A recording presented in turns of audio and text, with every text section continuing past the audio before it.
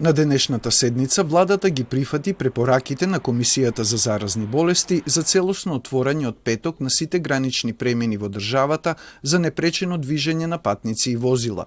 Патниците на граничните премини не треба да приложуваат негативни ПСР тестови за COVID-19 и нема да бидат праќани во домашна самоизолација или во државен карантин како во претходниот период. Владата одлучи од 1 јули да бидат отворени за сообраќај и меѓународниот аеродром во Скопје и Охридскиот Свети Апостол Павле. Согласно овие одлуки ќе биде укината забраната за организиран превоз, која исто така стартува од петок.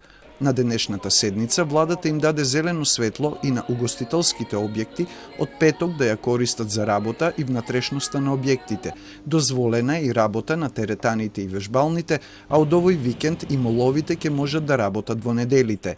За сите овие одлуки до петок ќе бидат изготвени протоколи кои ќе бидат задолжителни за сите економски оператори и институции во чија надлежност се одлуките.